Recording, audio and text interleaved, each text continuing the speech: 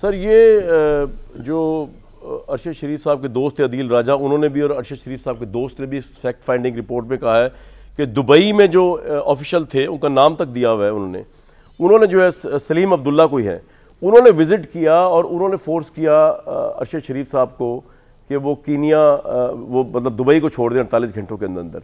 आपकी team Dubai भी गई, आपकी क्या रिपोर्ट है, क्या ऐसा हुआ?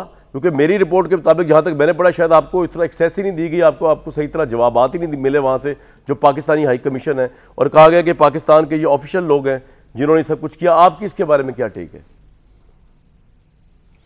देखें, दुबई से इस किस्म की हमारे पास एविडेंस तो कोई नहीं है, हेयर से एविडेंस है।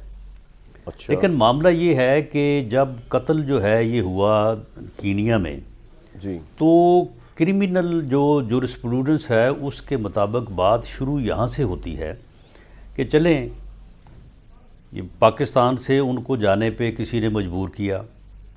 इमरान खान साहब ने पूरी दुनिया के सामने कहा कि मैंने उनको मजबूर किया, मैंने उनको एक दफ़ा बुला के कहा, वो नहीं माने, फिर मैंने दोबारा उनको बुला के कहा कि वो आप जाएं। उसके बाद जो है उनके ख़िलाफ़ मुकदमात भी दर्ज थे, उनके ख़िलाफ़ एक फरमाइशी जो है वो थ्रेट अलर्ट भी जारी हुआ। लेकिन किसी को मजबूर करना कि वो एक जगह से दूसरी जगह चला जाए, अगर तो मजबूर करने वालों का जो है ये मंसूबा हो कि फ़लाँ जगह पे उसको पहुंचाया जाए, तो फिर मजबूर करने वाले भी उस जुर्म में भी शरीक पाए जाएंगे या समझे जाएंगे। मामला ये है कि मजबूर तो अगर दुबई में किसी ने किया जो हेर से एविडेंस है, लेकिन कीनिया उनका जाना जो है वो उन मजबूर करने वालों की या जिन पे इल्ज़ाम है उनकी वजह से नहीं है। कीनिया में तारक वसी साहब जो हैं वो एक निजी चैनल के ग्रुप के जो है वो साथ मुंसलिक हैं। उनका अरशद शरीफ साहब से पुराना तल्लक था। अरशद शरीफ साहब ने उनसे बात की, सलमान इकबाल साहब से बात की, वहाँ कीनिया भिजवाने और कीनिया ठहराने वकार और खुरम के पास जो है ये इंतज़ाम उन्होंने किया। राना साहब, ये सलमान इकबाल साहब का नाम कहने पे बार बार आप लोगों ने इस रिपोर्ट में लिया है, लेकिन सलमान इकबाल साहब का अपना बयान जो है वो ये कहता है कि PMLN की जो गवर्नमेंट है, मैं आपको पढ़ के सुनाता हूँ, ये पॉइंट बड़ा अहम है कि Salman Iqbal told that he is also facing some threats, nobody has given him threat physically, but 2 or 3 times he felt that some people chased him in London and New York. He told that in previous government of PMLN, numerous cases were registered against him. Even one case of sedition was registered against him and one of the this and that. तो वो तो ये कह रहे हैं कि आपकी government जो है रिएक्शन है सलमान इकबाल साहब के खिलाफ, इसलिए शायद रिपोर्ट में भी बार बार आपने जो कंट्राडिक्शंस की एक स्टेटमेंट है जिसका नाम है डिस्कशंस एंड डिडक्शन, उसमें भी आपने सलमान इकबाल साहब पे एक तरह का ड्यूबियस करने की कोशिश की गई, इसी वजह से शायद वो ये कह रहे हैं। नहीं कामरान, बात यह है कि 2-3 चीज़ें जो है ना, हम बिल्कुल सलमान इकबाल साहब के साथ हमारे अच्छे तल्लुकात नहीं हैं। सलमान इकबाल साहब अगर PMLN के मतलब ये सोचते हैं तो उन्हें इसका हक़ हासिल है। लेकिन मामला ये है कि अरशद शरीफ वकार और खुरम का पहले से वाकिफ़ नहीं है, वो इनको जानता नहीं था, ये एविडेंस मौजूद है। तारक वसी ने वकार को फ़ोन किया और उसे कहा कि ऑनलाइन वीज़े का इंतज़ाम करे, अरशद शरीफ मरहूम के लिए एविडेंस मौजूद है। तारक वसी को सलमान इकबाल ने ये कहा कि आप जो है वो इसके लिए बंदोबस्त करें, ये एविडेंस मौजूद है। जिस होटल में अरशद शरीफ साहब ठहरे हुए थे उस होटल से वो बाद में शिफ्ट हो गए और वो शिफ्ट हुए हैं सलमान इकबाल साहब की जो है वो रहायशगाह के ऊपर, इसकी एविडेंस मौजूद है। उसके बाद जब अरशद शरीफ चले गए, अरशद शरीफ साहब सलमान इकबाल साहब की रहायशगाह में मुकीम थे नैरोबी में, आप ये कह रहे हैं? वो तो वकार की उसमें थे, पेंट हाउस में।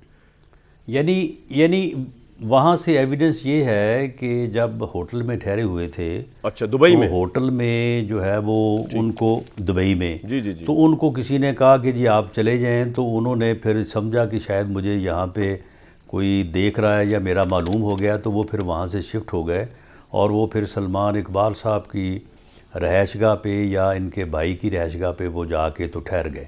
ये बात एविडेंस में मौजूद है। अच्छा, अब इसमें किसी और का तो कोई अमल दखल नहीं है उनको कीनिया भिजवाने में। अब वो कीनिया चले गए, कीनिया जाके वो वकार साहब के फ्लैट में ठहरे, वही उनके मेज़बान थे, वही उनको जो है वो वहाँ पे ठहराने वाले थे। तकरीबन वो 2 माह रहे या किसी और जगह नहीं गए, किसी से उन्होंने रब्ता नहीं किया। अब वहाँ पे जो वारदात हुई है, वारदात या ये जो जुर्म हुआ है, वो जिस तरह से हुआ है वो वकार और खुर्रम को इससे अलहदा नहीं करता। लेकिन सर वकार और खुर्रम को अगर नहीं करता आपके नजदीक, सलमान इकबाल को किस तरह करता है?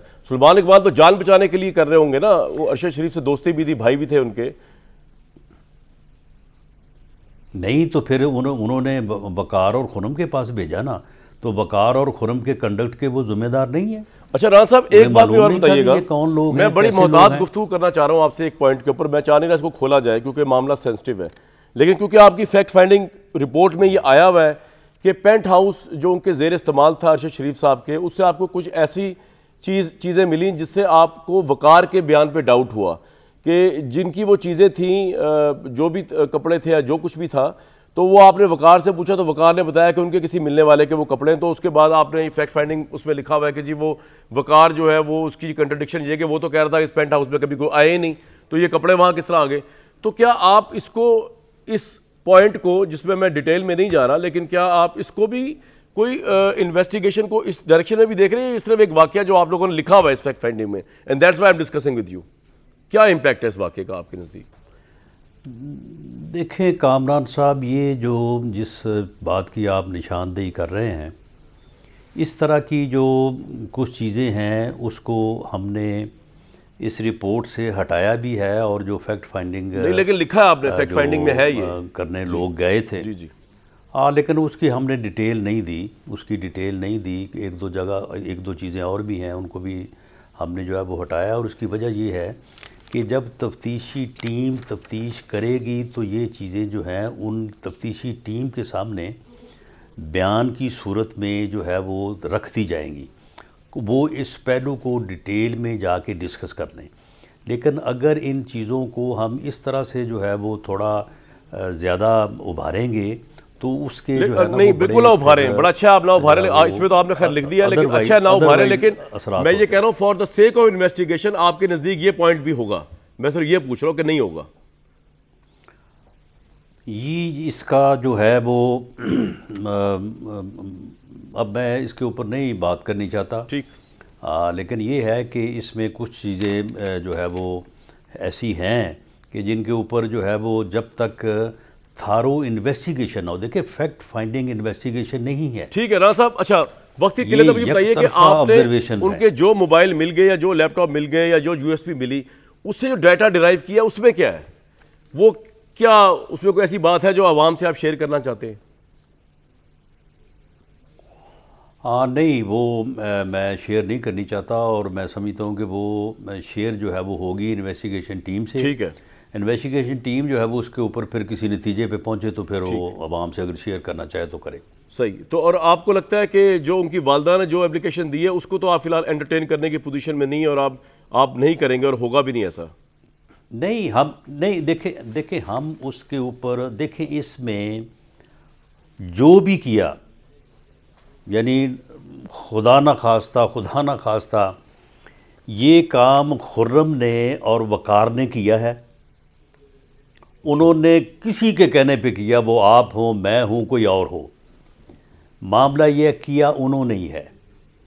वो बंदे जो हैं वो किसके वाकिफ़ थे, किसने उनके पास जो है वो अपना भेजा, अपना जो है वो अरशद शरीफ मरहूम को, वहाँ पे क्या वजूहात बनी, ये वो बंदे दो, या तो वो जब अंडर इन्वेस्टिगेशन है वो बता सकते हैं, या फिर जिन्होंने उनके पास भेजा वो बता सकते हैं। आप देखना, जब ये वाक़या हुआ है उसने दूरी दुनिया में सबसे पहले जो है वो सलमान इकबाल, तारक वसी को फ़ोन किया उसने।